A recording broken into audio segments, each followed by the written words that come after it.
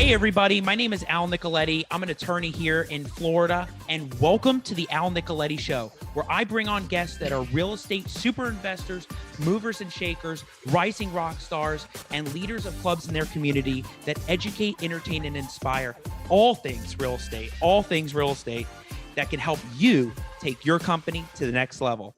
So today on my show, I have a very special guest here that is from Jacksonville, Florida.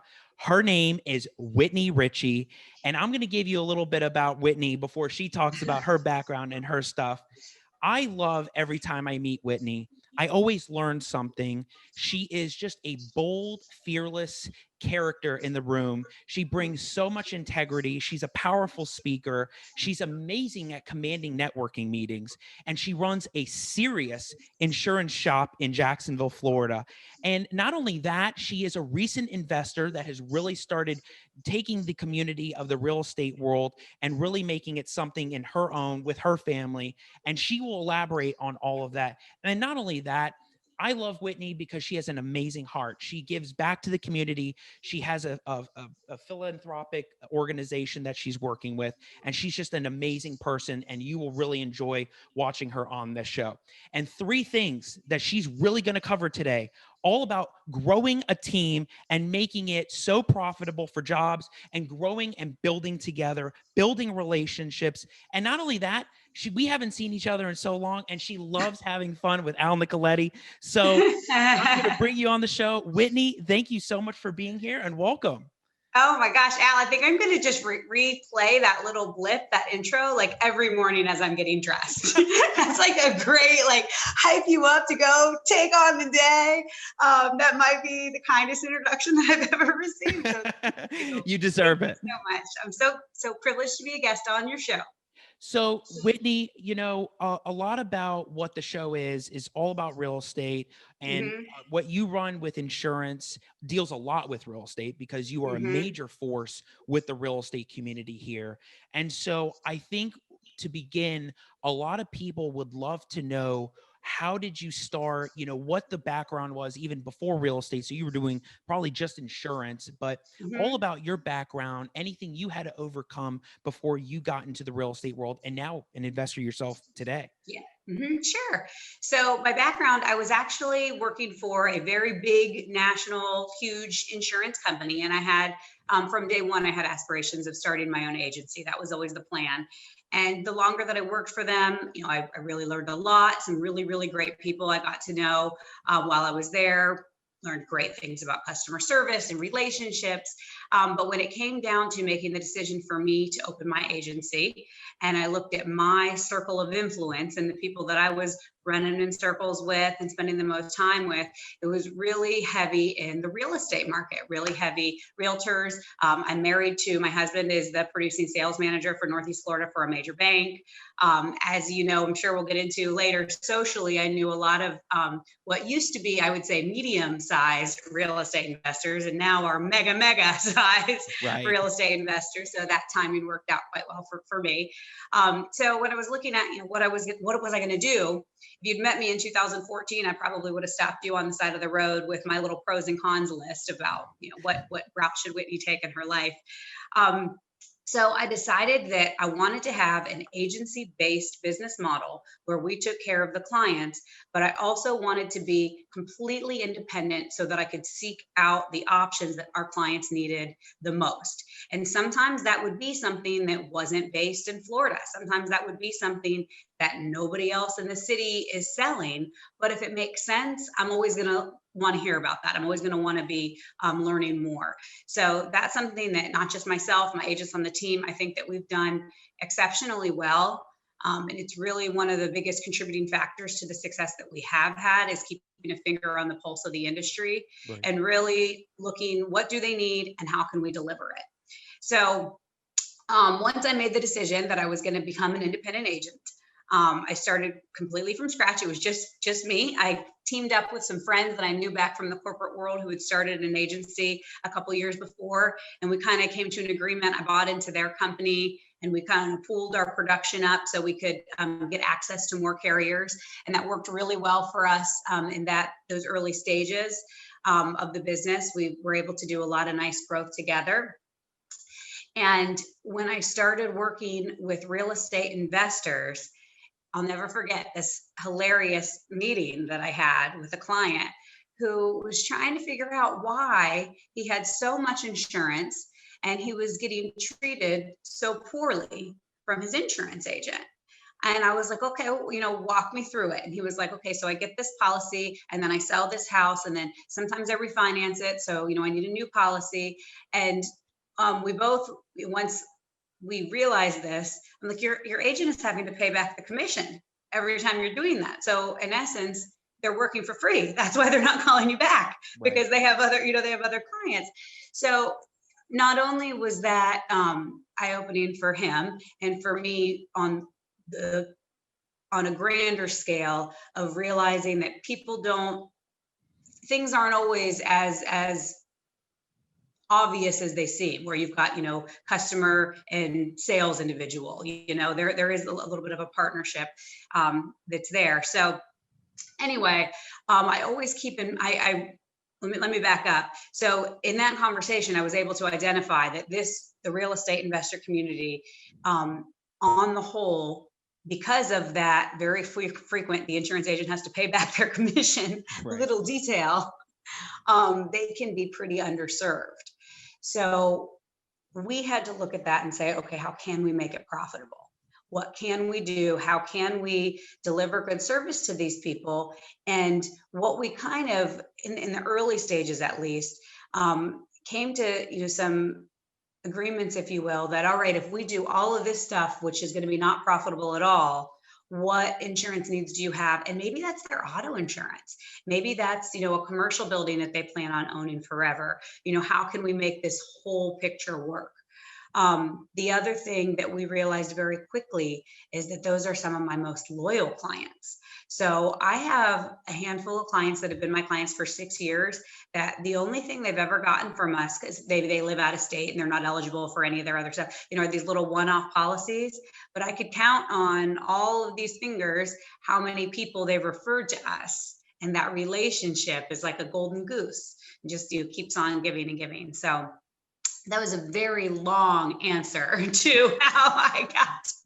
But super valuable nonetheless, because there's so many people that either are interested in starting real estate or they have a niche now. They may be in sales, they may be insurance, they may be professionals out there in the workforce that almost are looking to do a side hustle in real estate or, focus their practice on real estate. I mean, you like me, you're now an investor, but when coming into the groups, we are almost more vendors.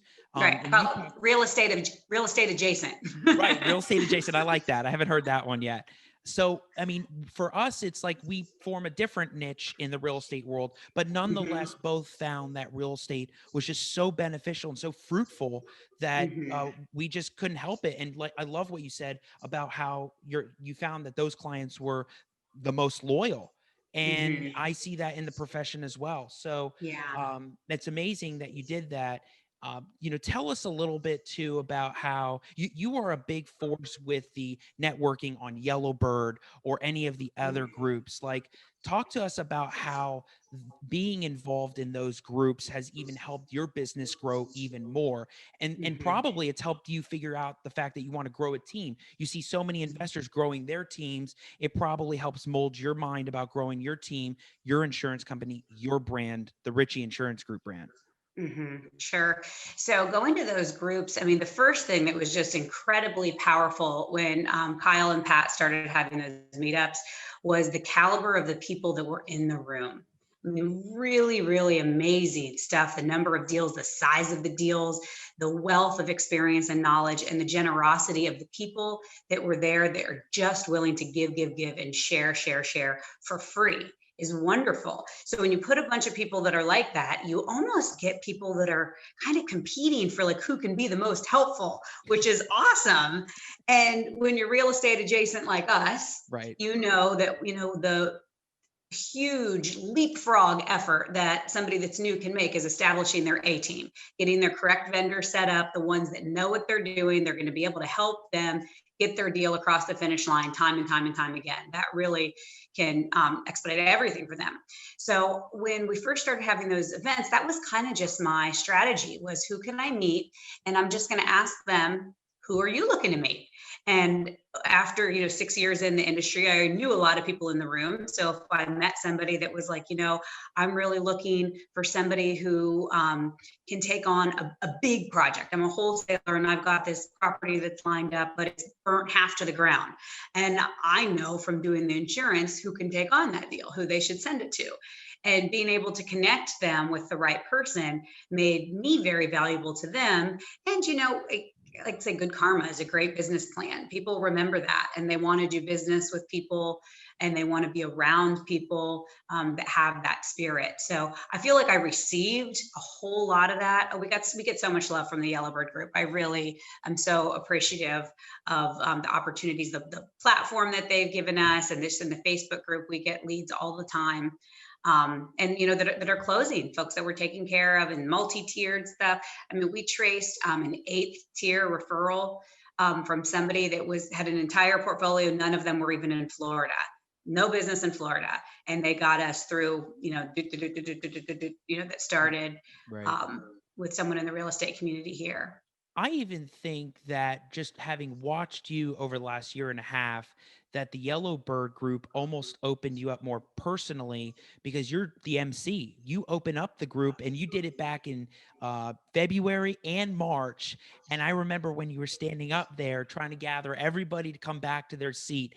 And I remember looking around going, oh, snap, Whitney's really telling us we need to sit down and get our stuff together. So I think that I've seen that kind of, maybe in my perspective, help benefit you, like personally, personal growth, business growth, almost like Mhm. transition into like a leadership role, because you're almost commanding a group. And has that helped at all? Well, I think that anytime a professional has a microphone in their hand or on their desk in front of them at a podcast, Right, right. there's some credibility that they gain immediately. This is a thing our mutual friend Pablo talks about all the time, the power of the stage. And so when the guys approached me and they said that this is a way that they really thought that I could help the group and, would benefit me as well, I was like, sure. And I actually I'm a big journaling person. I journal every day.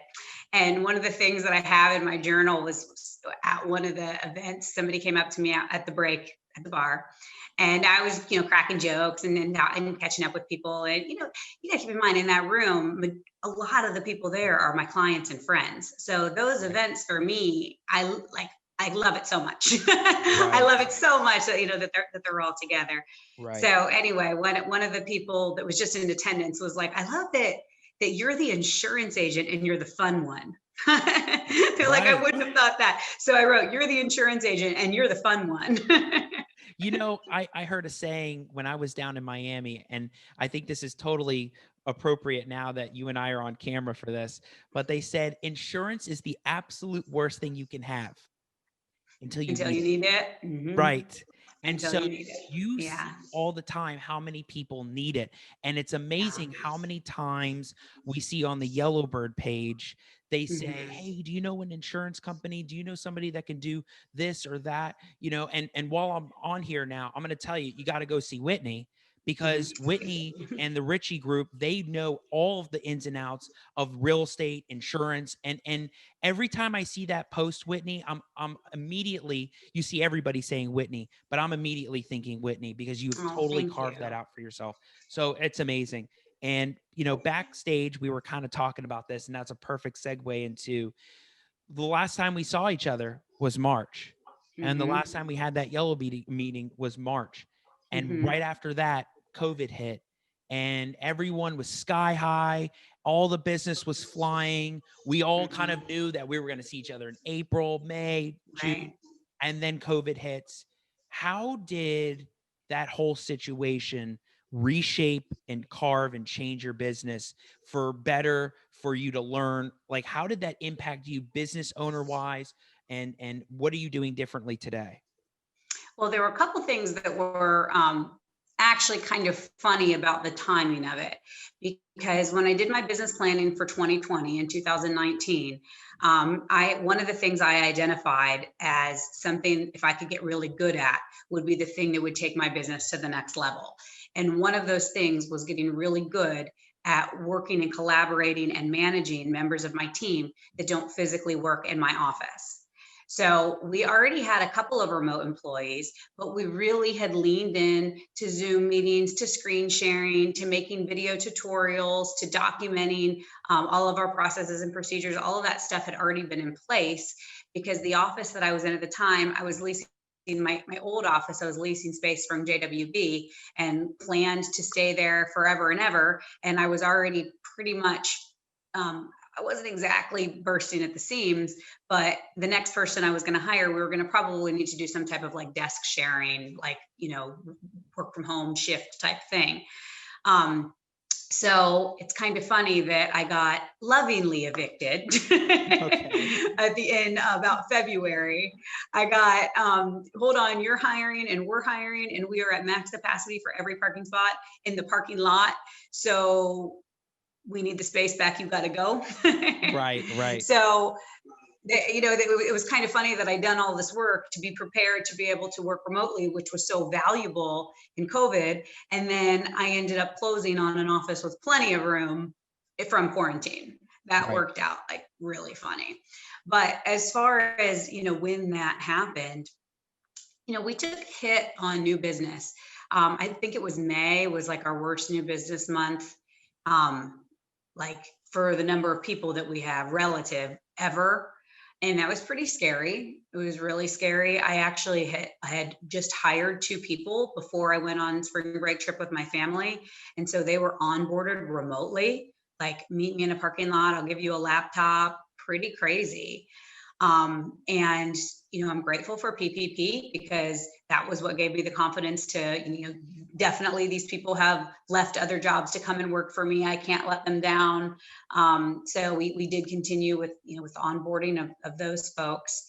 But it bounced back pretty quickly, just like the real estate. And as soon as people got used to the new normal, I mean, my folks with kids, it is extremely challenging to try and near impossible to homeschool and work a full-time job and keep your sanity when you can't go to the gym and blow off steam, or go meet your friends for a bite to eat after work or whatever.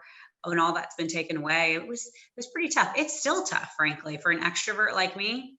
I've learned a lot about myself, and what fills my cup. Okay. Things that I didn't even realize that running into you at Publix would be such a thrill for me, and would have like a lingering happiness effect for people that are extroverted. And I realized That's amazing that you talk about how multifaceted levels of how it changed you personally, business wise. I mean, because you're trying to balance the books, manage the employees, and you're almost shifting a new strategy where the employees are now virtual. So that's like weird in itself. And then, for you, you're vibrant. So you want to be out there and talk with people, and then you can't, because now we're enclosed off. And yeah, and then you're mad, then you're super pissed about it. right. And you want to be out there, but it's and the biggest point about it, though, you really put a positive spin on it, and that you learned from this. So now you learned about things you didn't know. Now you know things, and your business is changing. And something I saw recently, either it was on the Facebook pages or you had posted it, of how you're almost expanding more in Florida. And correct me if I'm wrong. I think you were looking out, almost branching out a little bit. You're in Jacksonville, but you're kind of, I guess the virtual world has helped. So yeah, it's funny how the internet can portray things, because that was one of the things when we had last year, when we had our 5-year anniversary, one of our big announcements was we were launching a satellite office in Tampa Bay. So Noelle, one of my senior agents, is over there. She lives in St. Pete. And that's one of the things that got put on the back burner from a marketing standpoint. She's over there. She does network with with realtors and stuff in the Tampa Bay area. But, on the phone and over email, there aren't any events or anything like that she's gone to. So I initially thought that maybe we would have had another agent hired over there by now, and that we haven't found the right person yet, but very open to it.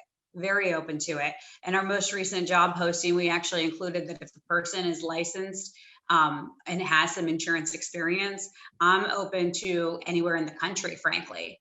I don't know if I feel fully comfortable yet, hiring a completely remote employee with no experience and training them entirely remotely. Do you feel like that's taking on a big risk for you, just not knowing, the pay scale, or just, you can't see them in the office? Is it like a visibility thing? I don't know if it's that. When we came back to the office, all of us said that we hadn't realized how much we collaborated until we were back together. So I'm very fortunate. My team is one of the ones, like, we couldn't wait to get back in the office. I hear a lot of people saying that they never want to go back. They're so much more productive at home and this and that. And, but we're so fortunate. Like, we love each other. These guys are like my family. Brian, my senior agent, has been over 5 years with me. I hired him when I was pregnant out to here with twins. Our kids have been, growing up at the same age, and Marie's been over 4 years with me. Anybody who's needed anything on the customer service side, they know Marie. She takes great care of everybody. And we're having a couple other people hit multiple years. Like I mentioned, Noelle is 3, I think, years. I feel bad. I'm not certain. It feels like forever. Right. Feels like she's been forever. But it's, it's the first time that we've really had this nice, cohesive, everybody's been around. So at one point when we were back in the office, we had, without getting into too many details, I'll say we had potential exposure, potential exposure to COVID, which ended up being fine. It was fine. But out of an abundance of caution, the people that had the potential exposure weren't allowed to come to the office till they got the negative tests. And the people that were in the office, we spread out. So there was just one person per room. And even that, they were like, can I please move back in? Can I please move back in with my buddy in our shared office, please? Amazing how it took a toll on people, and and being together is what was important to your team, because everybody wanted to be there. Some people go to work and leave at 5 and don't want to see anybody ever again. Your employees come and they want to be with you all the time, which is why Whitney's company is just so amazing. It starts at the top. It starts with Whitney and Rich. So that's a huge point. Whitney, that really transitions us into one of the big problems that you want to solve, whether it's in your company or whether you're trying to expand, which is growing a team, right? Growing a team, which is something that you wanted to bring on today about making it amazing for future and providing jobs. So why don't you talk to us a little bit about that? That's been, as an entrepreneur and as a business owner, for my personal growth, that's been the biggest shift, because I am the classic entrepreneur or technician turned entrepreneur. I was an insurance agent that was a good insurance agent. The next logical step was for me to open an insurance agency. I had leadership experience from things in college and even in high school, but it's different. It's different when you need to be also the bookkeeper, and also the operations person, and also the manager. And when the first year or so of my business, I talk about how I just did all the things, and I just worked and tried to just do the right thing at all times, and then kind of hope and pray at the end. And that's not scalable. Right. That's not scalable at all, So it's been a little bit of a challenge for my team to get used to our shift. And now we need to look at our numbers all of the time. How many opportunities are we getting? The ones that we're not closing, why aren't we closing them? Where are they coming from? Are they coming from, a referral partner that doesn't understand what we bring to the table?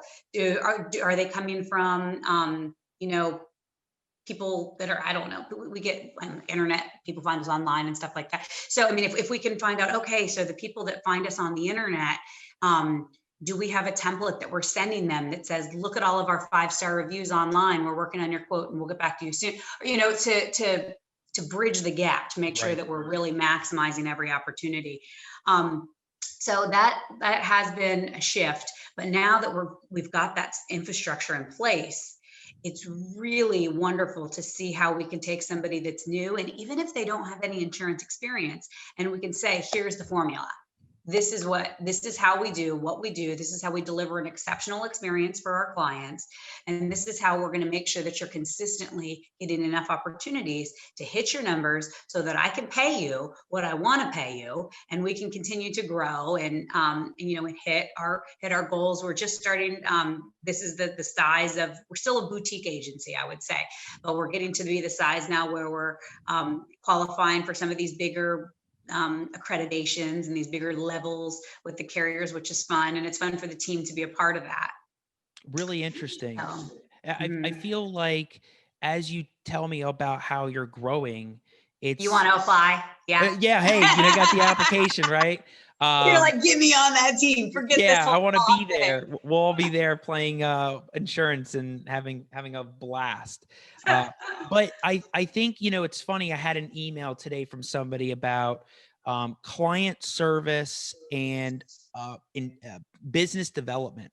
And I thought it was Mhm. really interesting about the fact that you really have to balance the two, because if you Mhm. have so much client service, you almost negate the business development. And if you have too much business development, you forget the customer service. And that's a problem because you've been Mhm. building your business based on the extraordinary services you build. Right. So talk to us a little bit about the other thing of building relationships with people to make sure you solidify that client service, but at the same time Mhm. keep building so you get that development in whatever your business is. hmm So that's one of the things that's unique about my agency. I say that we're an agency-based model. A lot of our competitors, these franchise type companies, are set up to be insurance stores where they have, retail locations. They sell insurance. They have salespeople that work in the sales offices. They sell insurance, and then afterwards, it's a call center. I mean, a licensed person who I'm sure is providing very friendly service, but it's somebody different. It's at a call center. So that relationship piece is really not possible when one person is selling it and somebody else is servicing it. Now, do we have specialists on our team that specialize in customer service and ones that specialize in sales? Sure, of course, because we want to have the people doing, the things that they're the best at. But when Brian sets up a policy for somebody in my office, he's going to be the one when they call and they say, hey, I've had a claim, or hey, they went out and did the inspection and they found this, this, and that. Brian is going to be the one that's going to be dealing with that. And he's going to be the one that set up the policy contract, to give the adjuster the different ways that they're able to pay that claim. So we take that very seriously. And that's the thing that we get very consistently from our clients when they give us positive feedback, that they love, that they don't have to explain themselves every time they call us. We know who they are. We know what they need. And I hear a lot of, they just take care of me. They just take care of me. They just get it done. I just know that, that it's going to be fine. And I really applaud them for that, because it is tough to wear both hats. But that's been the secret sauce of our referrals. That's Yeah. that's our over 90% of our business comes from referrals. And Wow. it was 100% really for the first 5 years, with, maybe somebody tripped and fell into my office or something. But, we've never done any formal paid advertising. We've never purchased online web leads, which is a thing that's kind of hot in my industry. We see our competitors do, and we're just double down on taking excellent care of our clients, taking excellent care of our industry partners, so that it behooves them for their clients to use us. They know that we're going to help get them across the finish line. And I would like to talk for a quick second about how my role has really evolved just in the last couple months, the role that we're serving to clients now versus we've been doing over the last 5 years. So if you were to refer me a year ago, probably what you would have said was, talk to my friend Whitney. She's an insurance ninja. She'll review all your stuff. She's going to be able to save you a bunch of money on your insurance. People were always talking about, because we could shop it around, the premium savings. So a lot of the times, yes, we can still do that. But especially for new business, when people are purchasing a home, the conversation now is they're going to be able to get you insurance with a policy that's going to stick. because all the carriers have filed rate increases. All the carriers are super cracked down on new business. It's a completely different, we call it a hard market. So we've been in a soft market for, gosh, like 10 years. And now we're like, bam, smack into one of the hardest markets that we've been in since 2008 in my industry. It's very challenging. And so now more than ever, our referral partners that know us and that are loyal to us are really telling their, it's usually their buyers that they're working with, that listen, you really need to listen to them. They're going to be very thorough. We just had an example, Brooke this morning, it was a Yellowbird referral, called us, and he was like, hey, our quote was like $1,500 or something. And he was like, oh, thanks, but no thanks. I got a quote. It was $900. That's better. And she's like, let me see. Like I just want to make sure that that it fits the underwriting guidelines. So the client sent her the quote. It was the wrong address that our competitor had quoted. So it was the wrong house that they had quoted. And then, so she tells him this, he's like, oh my gosh, they go back, they revise the quote. And even when they revised the quote, Brooke told them like, okay, look, so that quote, yes, it was like $40 less than our quote, but that carrier, the client wasn't eligible with that carrier because of the age of their hot water heater. So it's like, so great. So you're going to write a policy that's $40 less, and then you're going to have to replace your hot water heater in 30 days when they go out and inspect it. Or they're going to cancel you, and now you've got to get insurance when you're being canceled by your prior agent. And it's just this, this big cycle that is changed dramatically from us being the ninjas that are going to save you money to being the ninjas that are going to navigate you through a really difficult time in our industry. Not to be a Debbie Downer, but I'm not as popular as I was when I was saving people. I get a lot of, dang it, Whitney, another rate increase. Yeah, but like, the customer service is irreplaceable. So your ability to provide that 5-star service to people, I would prefer that over a company that offers me a lower premium only to deny me a claim when something bad goes wrong. So people may accept a lower premium, but they're going to get the kind of service that they deserve by getting it. And you don't get that when you sign up with Ricci Insurance. I mean, you don't get that when you sign up with you guys. It's a different world, right? Like everyone's trying to save money, save time. But when you do that, you put yourself in a worse position. So, I mean, you are amazing for giving that service and providing it to people. And that's why you have loyal clients, why you have people always come back to you. I appreciate that. Yeah. And look, we try and say that we are about giving choices. We are about education. So do we have policies in our book of business where the client has elected the absolute cheapest, stripped down thing? Sure. But does that client 100% know? And is it documented in our file? And has it also documented that, and we told them that if they paid this much more, they would get the better coverage? Yes. And I almost, when we have when we have a claim in those scenarios and the client calls and they're like, you told me, I knew it. I mean, of course I would rather pay the claim. I would rather have them gotten the higher thing, but it does, I don't want to say it feels good because I feel bad for them, but I always feel bad for them, but it's a little redeeming. Is that the word? You can go that route if you want. Hopefully they haven't watched this far in the video. All the clients are watching, right? Everybody's watching. No, but yeah, right. It's my mom. My mom's watching. My mom's held out. My dad, they've held out. And Rich, my husband, he's still watching at this point. Everybody knows that if they're going to you, they're getting the 5-star service. So they know what they're getting. So in terms of all of that service, all of the goods that you provide, talk to us about, this is your opportunity out there. Who are you looking for out there in terms of helping people with the insurance, whether it be people with roofers, investors, realtors? I mean, you can go in so many directions with insurance and real estate. Like, who have you been really looking for that when they watch it, they're going to go, this is the go-to, like Whitney's the go-to for this? Our very, very best clients are business owners, preferably business owners that have employees and that own their building. Because we are like our slam dunk things that we close just about every time are commercial buildings and workers' comp.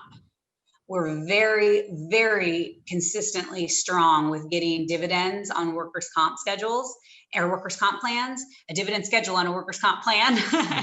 And there are so many people that have their workers' comp that they just set up through their payroll company, and they think that it costs the same with every carrier, and they've never given it another look. Well, I'm about to deliver about 2 more weeks. I'll get the check. I'm going to get to deliver a 27% dividend check to a client. It's going to be over $20,000. We have a tradition. Wow. We meet at the ale house, and I give them the check. Amazing. We meet at the ale house. We have a beer, and I give them a check, and usually some Ricci Insurance swag. Put it in like a coffee mug, baseball hat with a big old check in it, and we joke about what the size of the check, about what kind of car he can buy with it. He never buys it. He puts it on bills, but is it going to be a Honda Civic, or is it going to be like a Dodge Ram? I don't know. Between us negotiating it, it could probably be a Honda Accord. I mean, who knows? It could be a V6. I mean, you can do a lot with that kind of money. Is it gross or net? So that's also another question.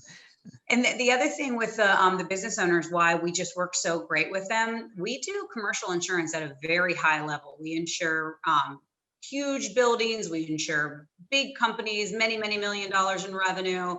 And it's rare that you're going to find an insurance agency that does commercial at that high level successfully. And we'll also, we'll do your home and auto insurance. Absolutely. All day, every day.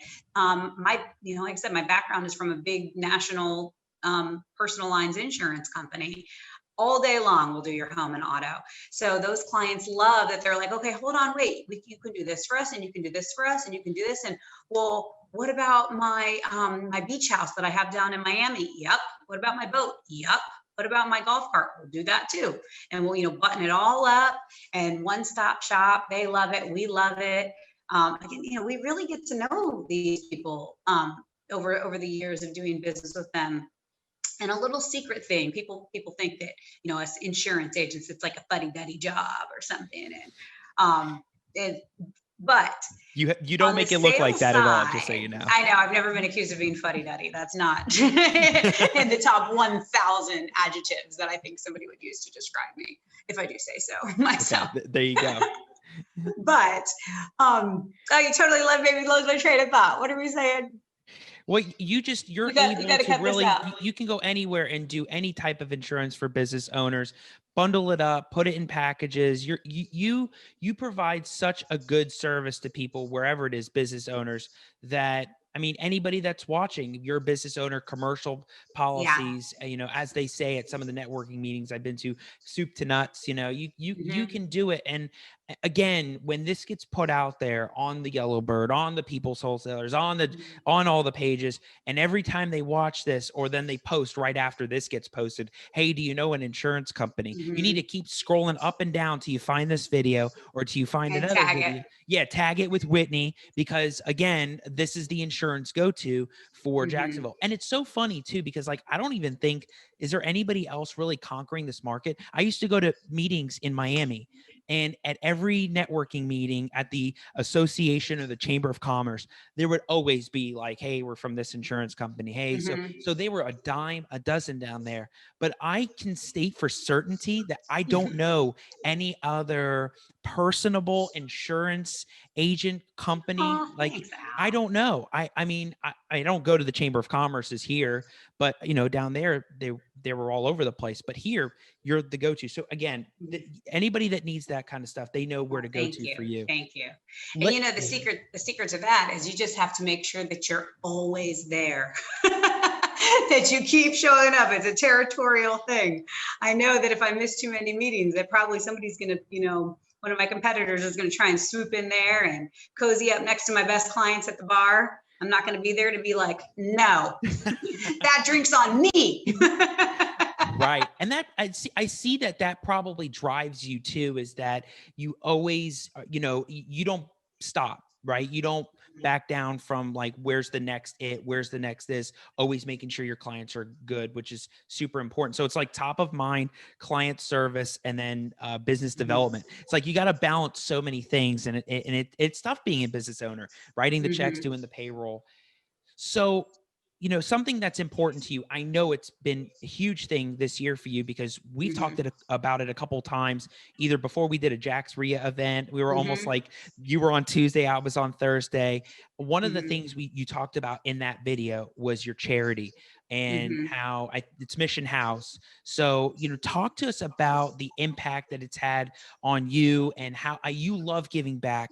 And so talk to everybody all about the Mission House. So we actually we do a different charity each quarter.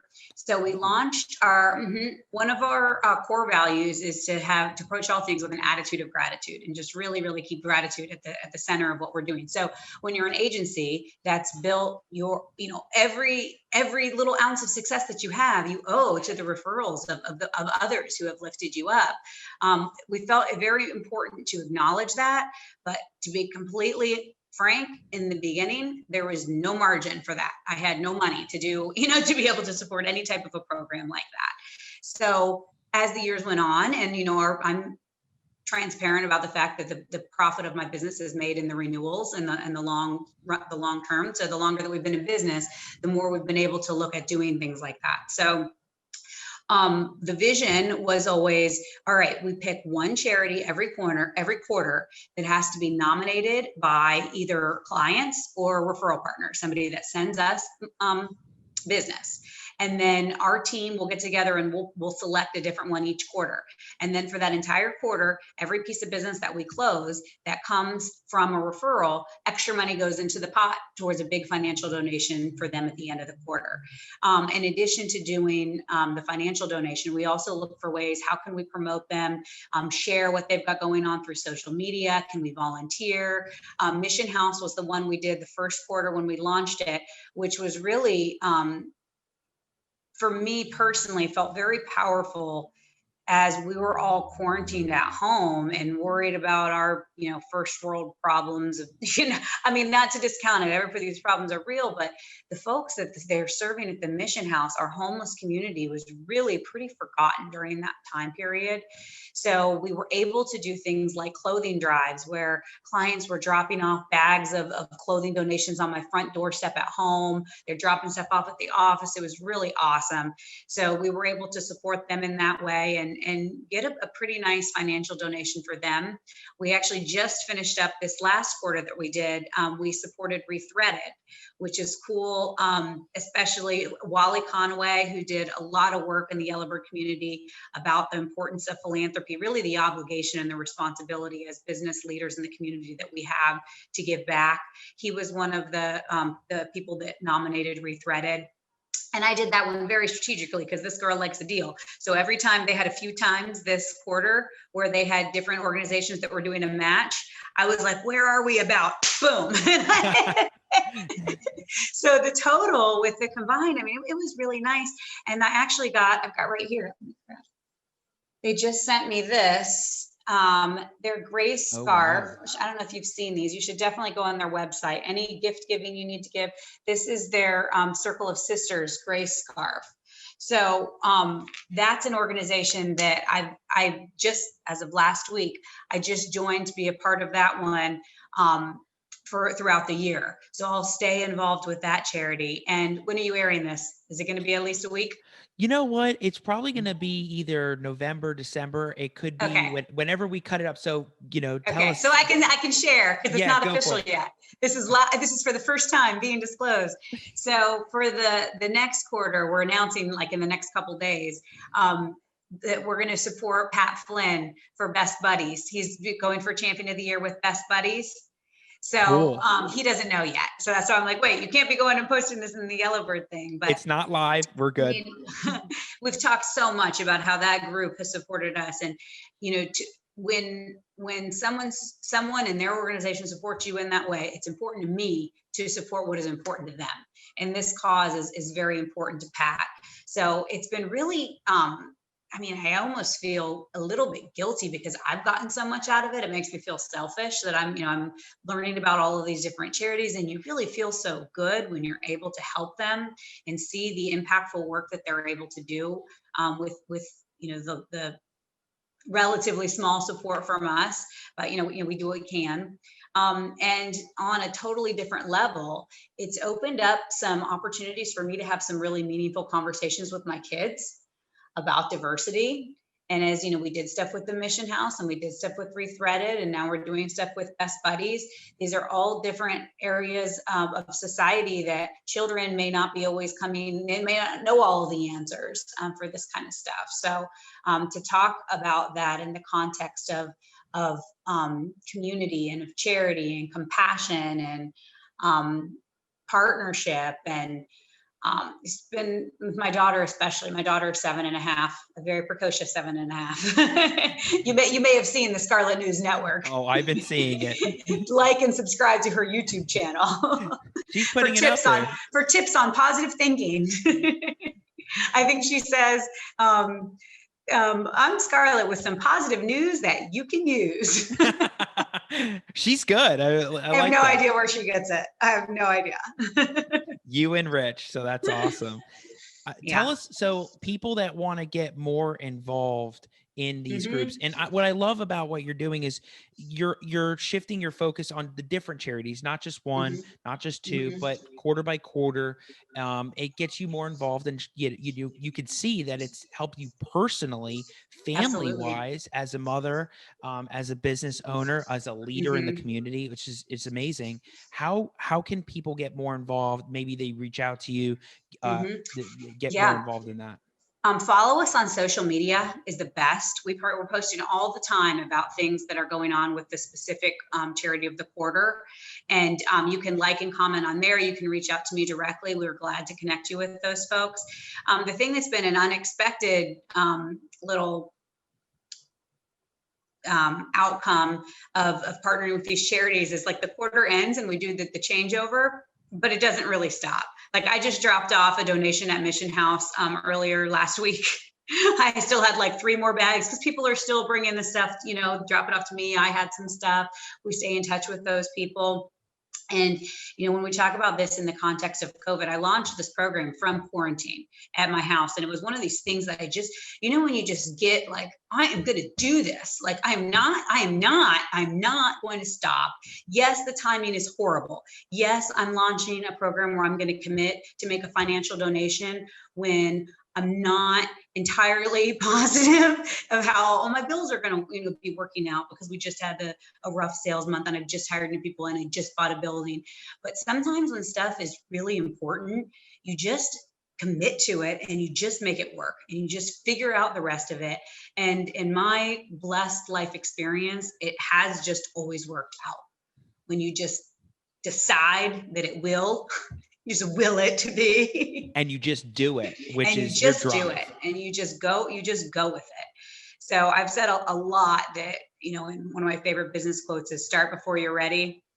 And I've been saying I probably haven't said it in a couple of years, but the first few years of owning the agency, I used to say, it's cool. It's like learning to build an airplane while flying. We're still flying.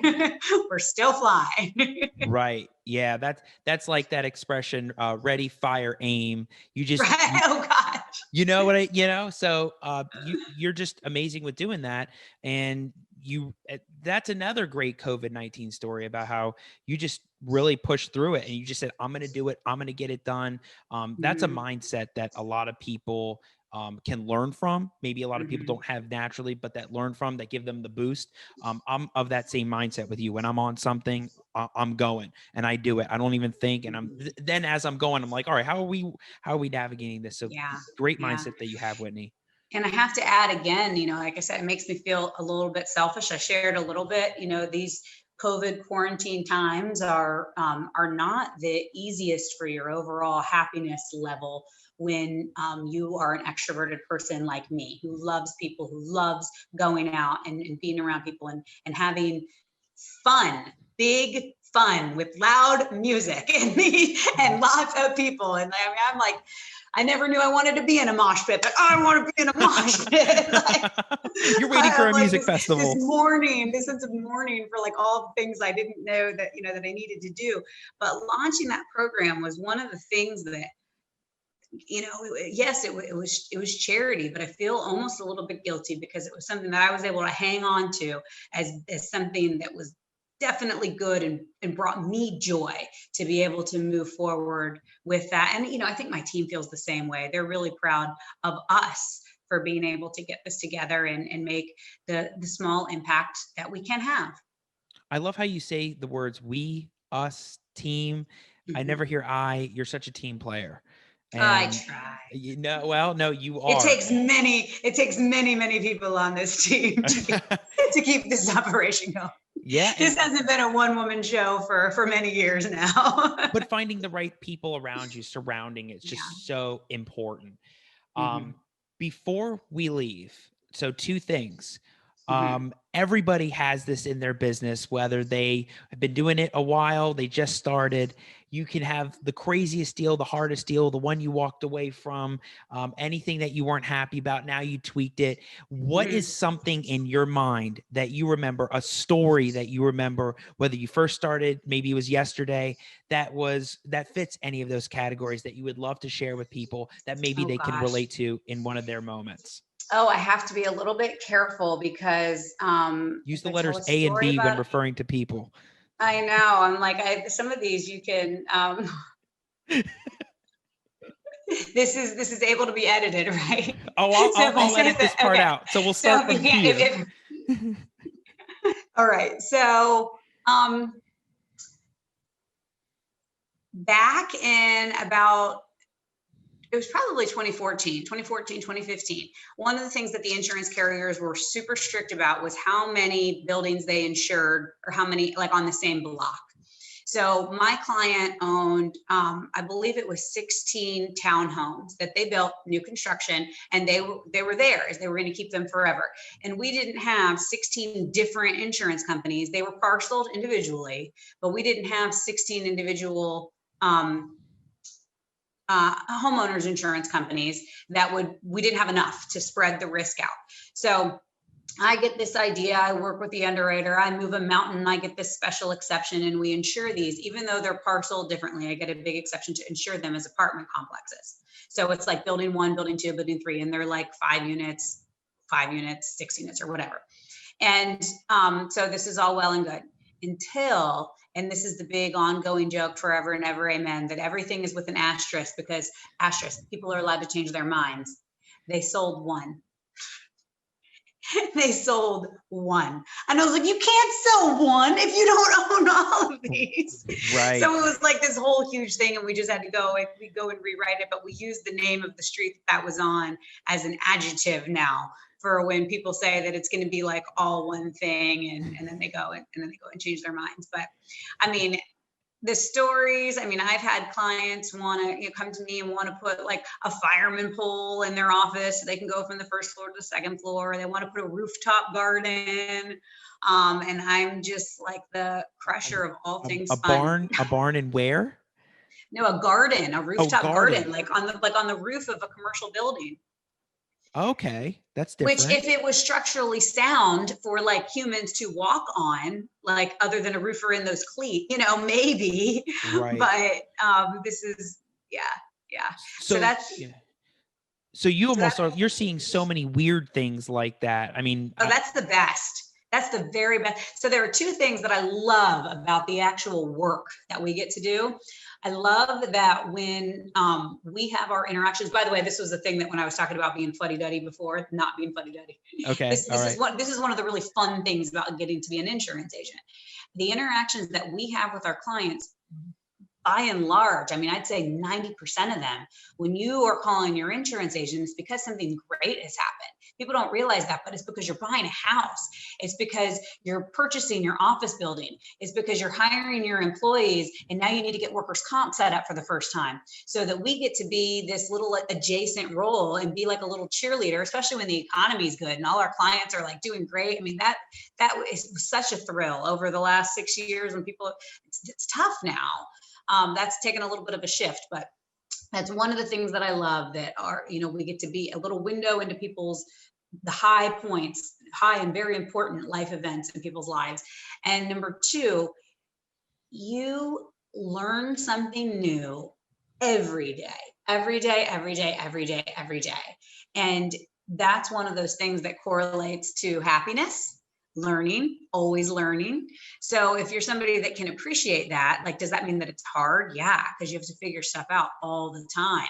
And sometimes you have those like, oh my gosh, I've checked with every single carrier. Right now I'm trying to insure a 125-year-old house in the historical registry. It's frame construction.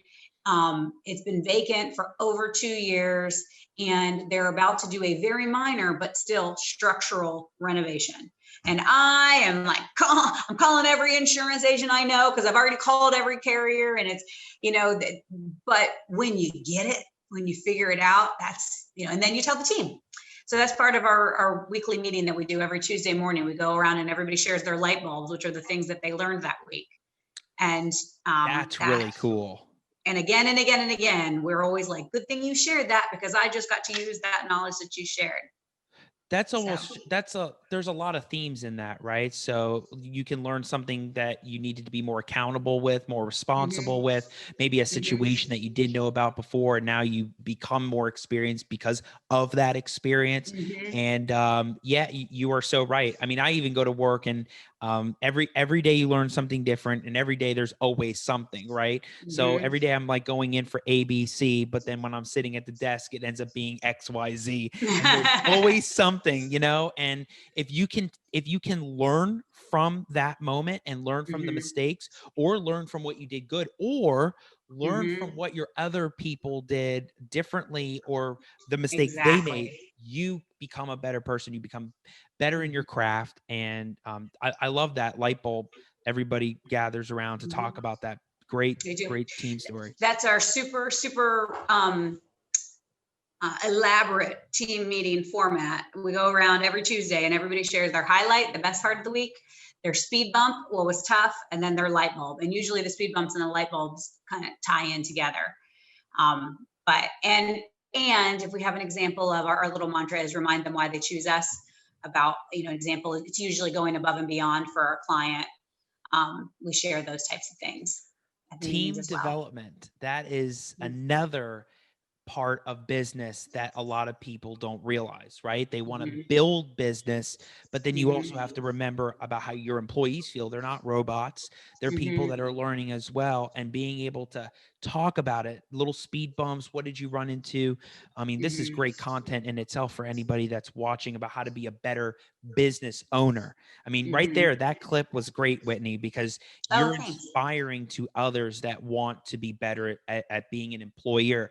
Because, I mean, how many investors and how many brokers are employers themselves, and sometimes don't take a minute to, cool down, reflect, let the dust settle, and then realize, wait a second, we got to build a team together. We got to grow together. So we need to realize how we make that happen. Well, it's always funny. Whenever I do these things, I always, we'll start and we'll talk about insurance, and it's like, nobody wants to hear about insurance. We always shift into talking about, the entrepreneurial journey is a lot more interesting. And we didn't even talk about the fact that as soon as I started my business, I found out that I was pregnant, and then I found out that they were twins, and all of these other things. That's usually like the story that is so intertwined with my entrepreneurial journey.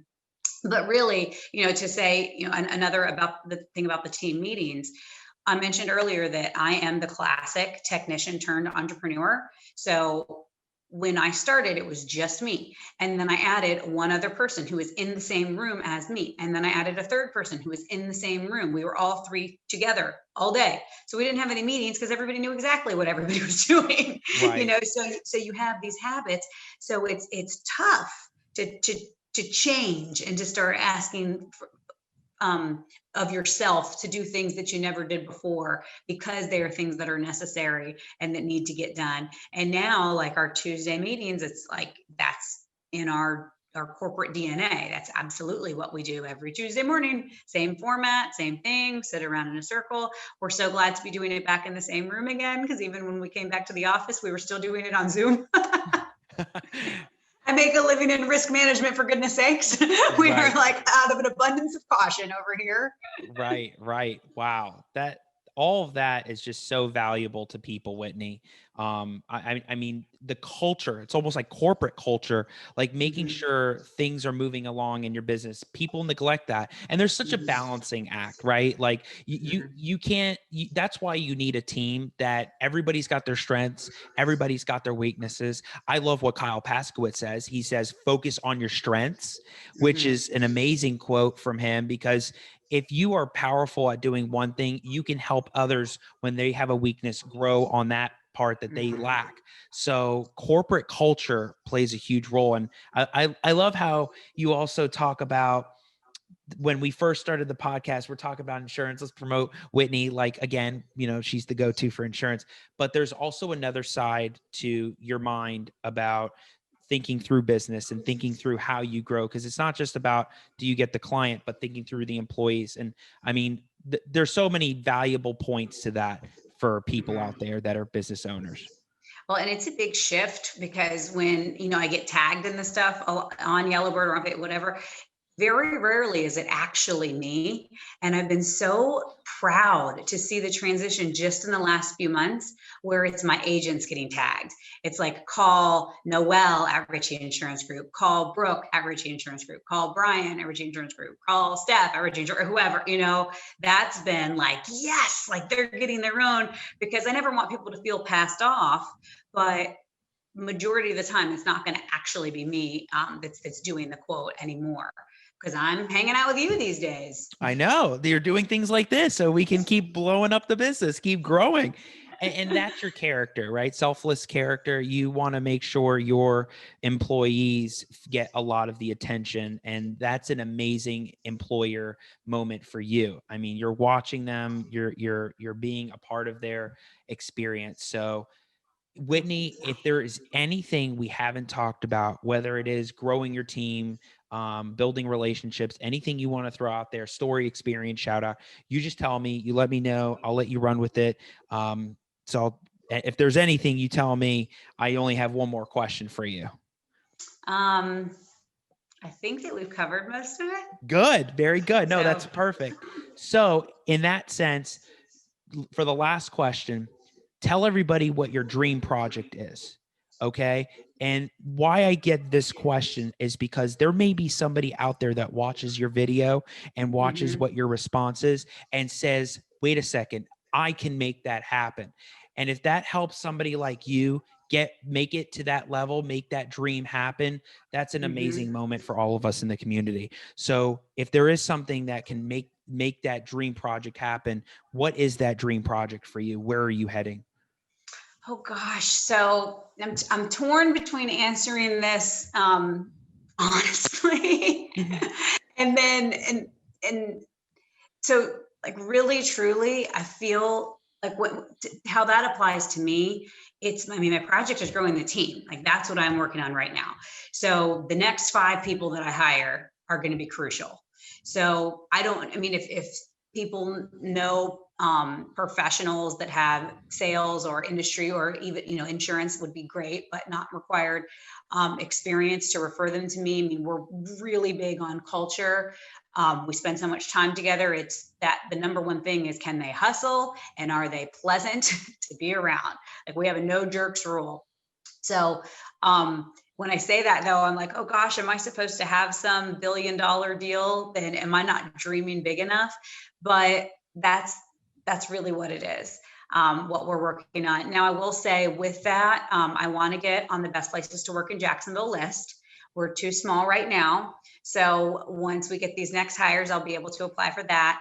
And I really want to get on the Gator 100, which is the fastest growing, the 100 fastest growing companies by University of Florida alumni.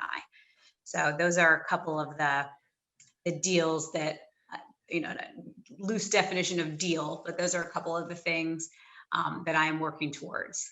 Amazing. See, you do have something there that's in the back of your mind. It just was a matter of it coming out. And you never know. People may be out there that help.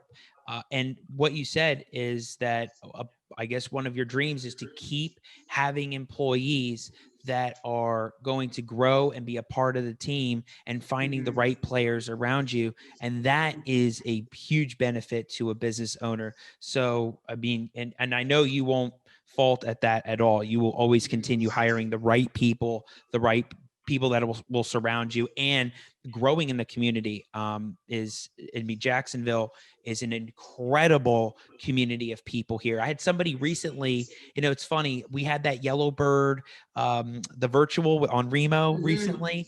And I was like bouncing around to every table and I was like, come with me, let's go see Al.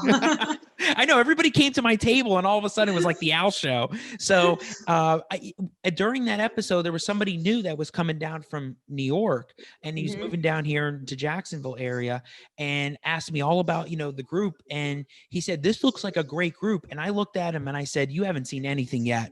Like this is what, there was like 37 people on the Remo. And I said, if you were at a Yellowbird meeting, there would be like 250 people, and things just open up here. I feel like the business has been amazing. People, I mean, I came from Miami to Jacksonville. I know Pablo came down from Miami to Jacksonville, and just the immediate transition. I mean, networking with people like you, I couldn't find people like you down there in Miami. There's just a community. It feels like a community. That's why I had to bring Pablo up here. Do you know how I know Pablo? Well, let's hear about this story. Oh, has he told you the story? Oh, the only thing I heard the other day on the Remo was that he did dance class lessons or dancing lessons. So yeah. Let's talk about this. This will be in a clip on its own. So, well, it's funny because he takes credit he says he introduced me to my husband. So he takes credit for my whole family, like all of that. Okay. I brought him to Yellowbird though, and I am responsible for all of his, all his life as well. He's going to take credit for all of my life. So I met Pablo when I was at UF. I'm a sophomore, 19 years old, and my sorority did a big philanthropy show every year where we raised money for the Susan G. Komen Breast Cancer Foundation. And we were in groups of like 5 girls would pair up with each fraternity, and we would create a choreographed dance. So I was the dance coach for my group. Our theme was Grease. Okay. And the theme was Grease. And we were paired with Pablo's fraternity. And so at the first practice, Pablo came up to me and he said, "What's up? I'm Pablo Gonzalez. I'm a 4-year dancer." It was his 4th year participating in the show. So we were basically instantly best friends. He invited me to a toga party at his house where stories to be told later, not on a recorded section. Right. Off recording. Got it. But yeah, I mean, he was just like, he's got that magic personality. And he was like that when I think that the toga party might have even been like his 21st birthday or something. Oh, so then it was extra crazy. That's good. It was a fun party. A table was broken, not by me. Okay. But I do know the owner of the table, and this story has it came up at my wedding like 10 years later, like the story of this table that got broken. Sounds like the implication is Pablo broke it. You can ask him. I don't think it was Pablo that broke it. But it was a good time. And so now, fast forward, and now he's TO to my kids, and very, very involved in the real estate community in Jacksonville. Who would have thought, based on connecting people. He is an incredible connector. I mean, he gets the name super connector. Like he is always. He probably has a tattoo that says that. I'm actually going to see him tonight, so I'll ask him about that. Perfect. There you go. Or just, like Tom Brady has that hat and it says like TB. His should be like SC, like a logo out there of like super connector. Yeah. His head is getting like. But his magnetic personality has, he's another example of a vendor, right? Like nothing really not an investor in real estate. Maybe he will be one day, but he's like you and me. We're jumping in a community of real estate and doing something with it. I mean, look what he's found the value of what him and Greg are doing for the Not Your Average Investor show. So just in general, this is a great clip, like an all about Pablo clip right here. You know what's funny? I know we got to send him this slice up, but what is funny is that do you know how he and Greg met? I don't.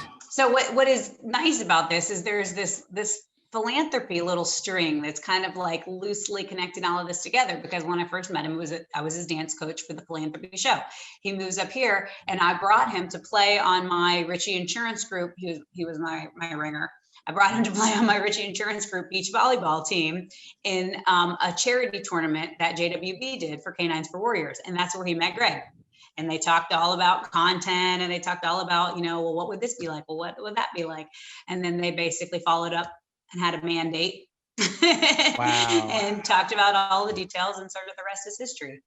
They do an amazing show. I mean, every time I've tuned in, I'm like scrolling on Facebook. They're having it every Thursday or Thursday, but always great people on there. And I love their mission about what they're trying to do is just constantly get out there. So, and they've been just tremendously inspirational to me as entrepreneurs, as philanthropists. I mean, the work that they've done they've given away houses, multiple houses to multiple veterans. That's incredible.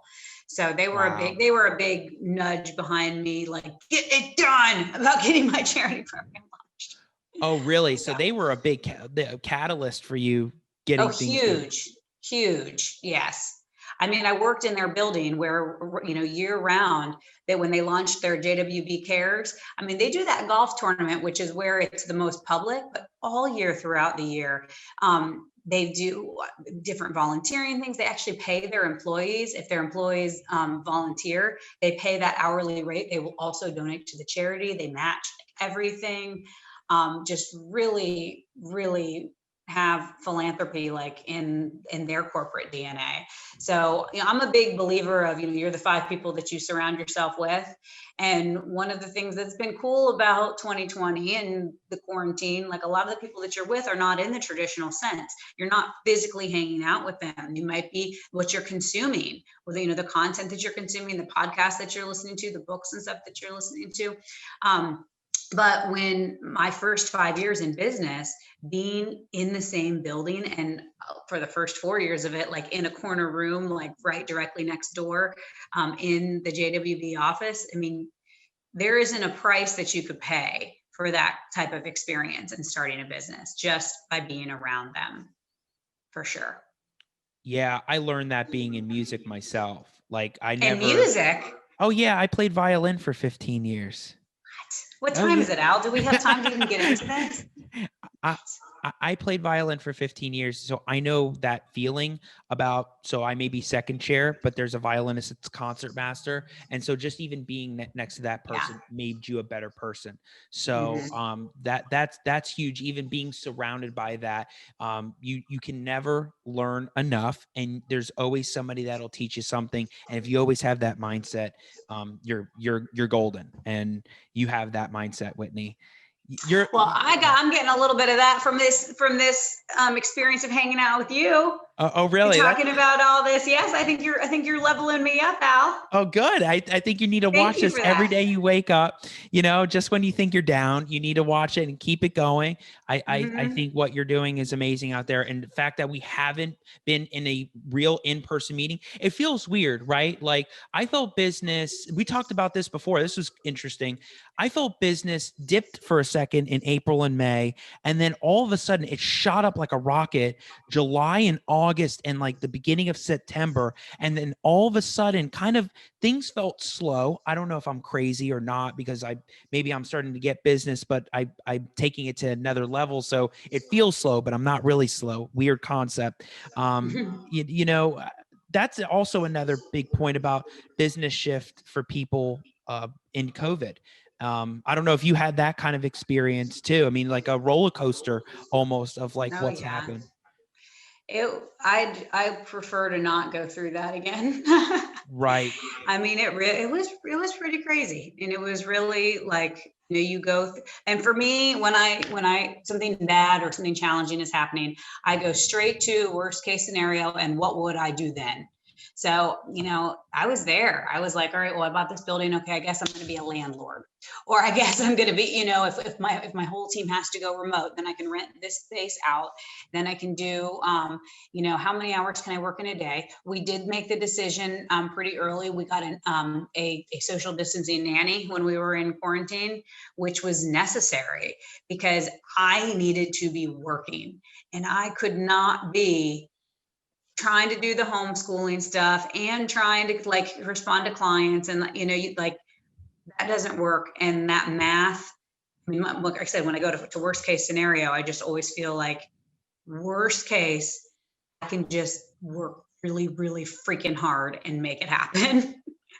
And so that might mean I need to hire a nanny for a little bit of that. That was my plan, by the way, when I was pregnant with the twins.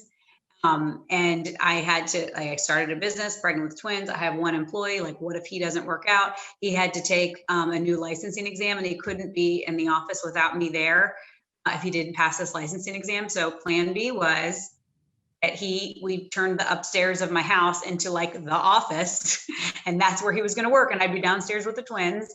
And then if that didn't work, it was that I was going to have to hire a nanny, like, all the time. I mean, I was going to obviously do with my kids too, but I mean, like, to make sure that I got enough sleep, to make sure that I got, because